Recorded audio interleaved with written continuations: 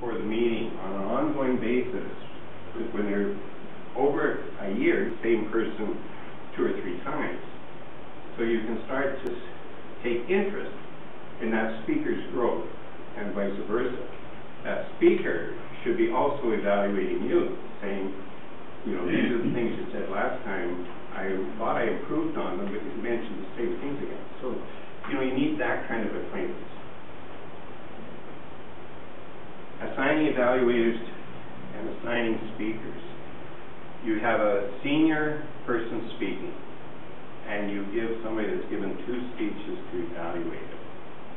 You know, that, first of all, the speaker knows that that person doesn't have the experience. The other thing is in the program, putting your experienced speaker first with your experienced evaluator, and then you have your more inexperienced evaluators and speakers following.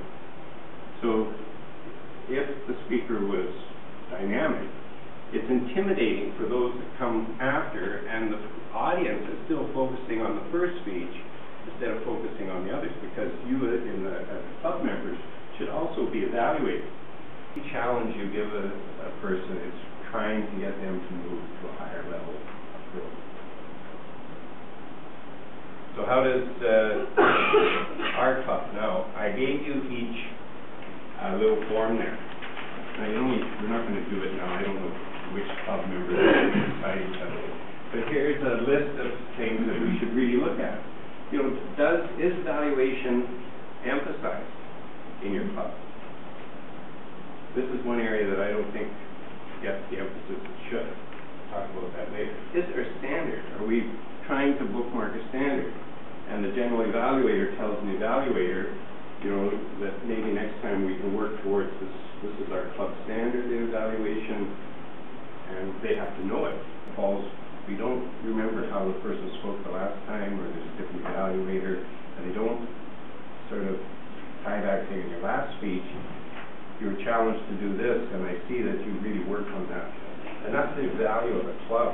People are going on a regular basis. They can see the growth happening amongst them on a weekly basis. And they create a climate. This is not just from the individual evaluator. This is from the whole club. Everybody claps. Everybody encourages.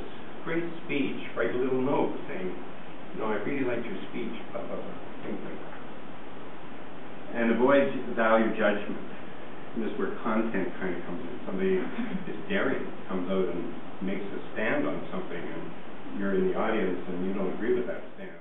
Emotional intelligence is an exciting new science in the field of positive psychology, and this is what gets me so excited. We're finally beginning to focus on what is right with us rather than what is wrong with us.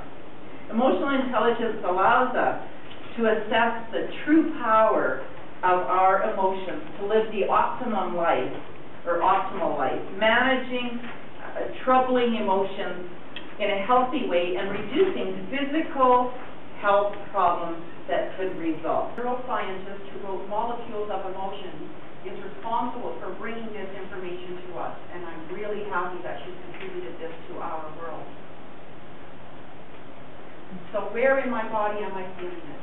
It's a message. Emotions are built-in messages and are built-in guidance systems. And as we learn to trust our emotions, we will make better life decisions for us, and we will be happier people.